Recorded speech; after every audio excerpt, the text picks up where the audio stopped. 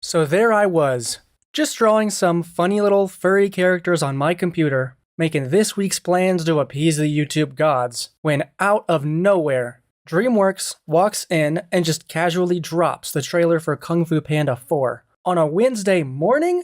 Hello. Yes, daddy, please.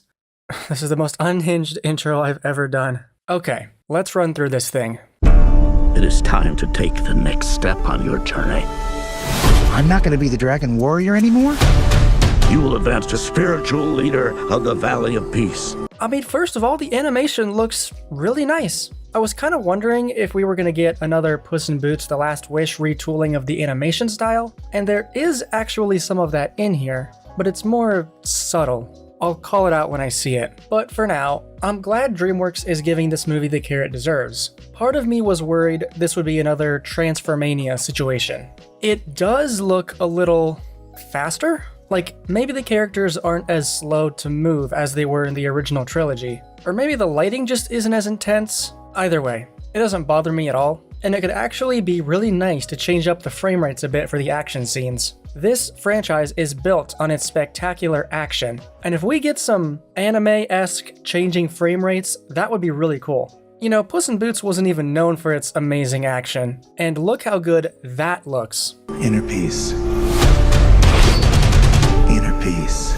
Keep your surf off my turf!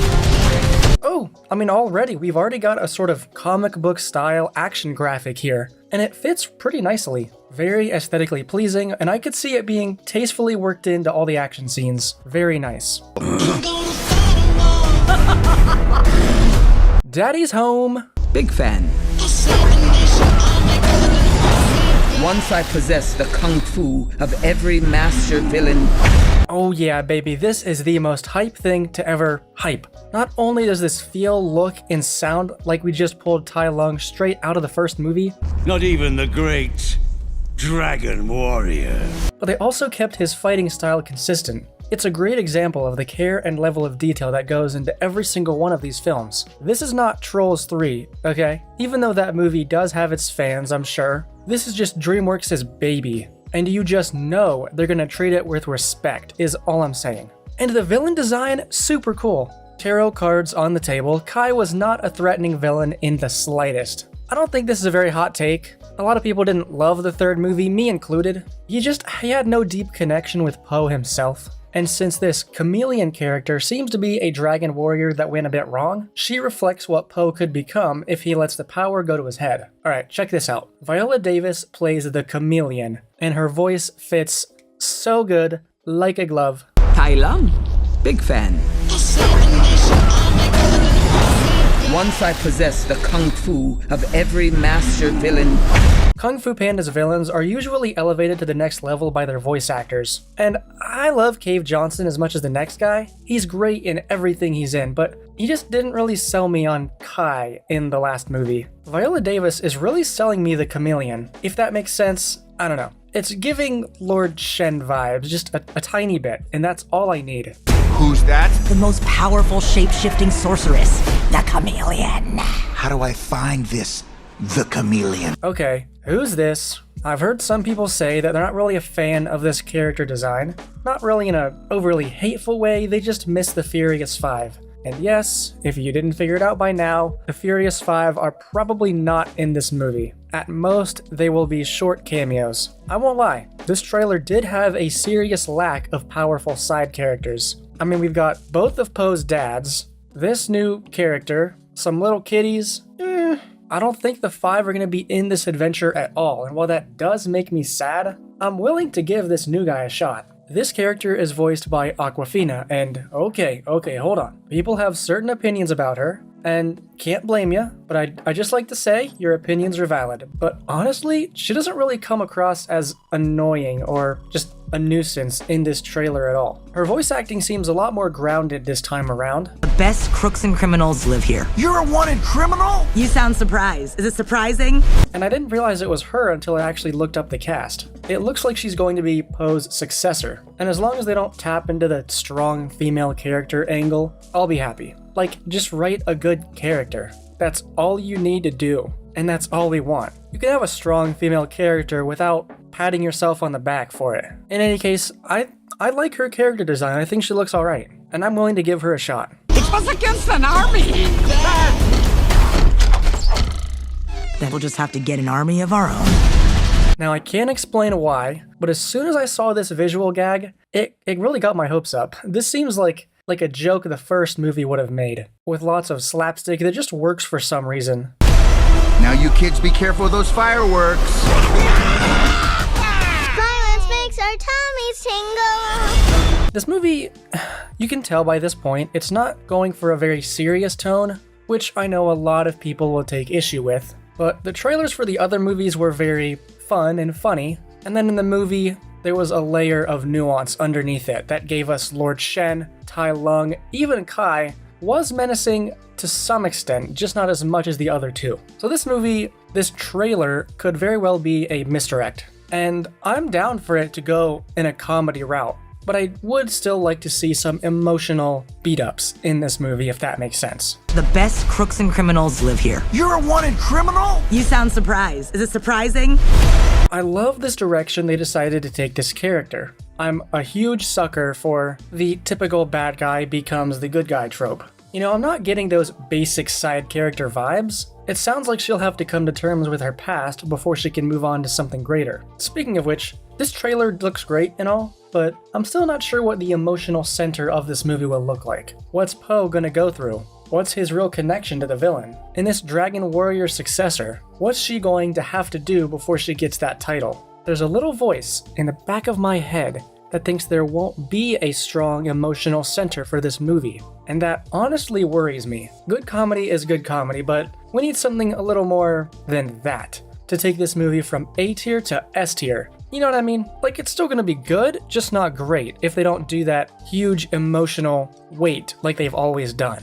I don't remember who said it first, but when the third movie came out, people described it as a good end to a great franchise, and that's honestly just so accurate. Normally, fourth entries in a franchise come way after the original trilogy ended, and it takes on a more serious and mature tone. Unless you're Toy Story 4 and you don't really know what you are. I'm not gonna get on that side tangent. I didn't love Toy Story 4, but I'm not the only one who didn't, so it's fine. This isn't really giving a great mature feeling, which I'm not loving. You can tell my feelings on this trailer are starting to evolve as I write this script. It could start to feel like more of a lighthearted side story, especially with the Furious 5 not even being here. All we can hope for is that it's entertaining, and maybe this trailer is just leaving a lot out.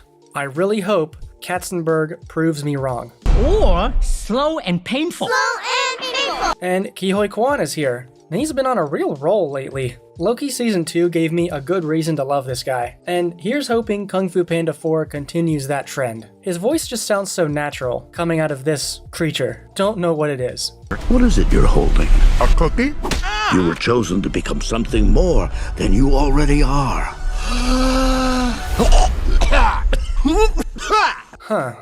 Well, you know, now that I'm looking at it from this angle, maybe the animation has been downgraded a bit. It's still not bothering me, it's just maybe I'm just in denial about it, but I've always said that I don't really care how good the animation is. Good animation is a bonus. It shouldn't be your entire film. Look, I love Spider-Verse, but those films are trying really hard to sell the movie on the animation quality.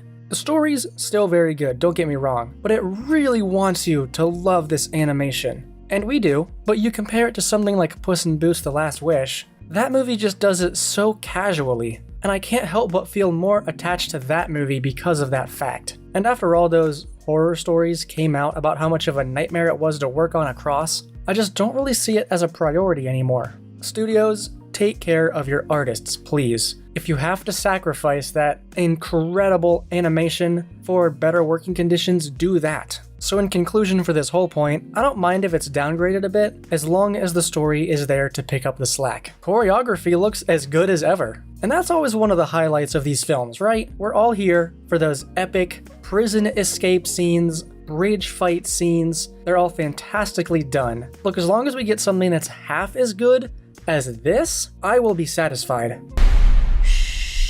Seven-nation army couldn't hold me back.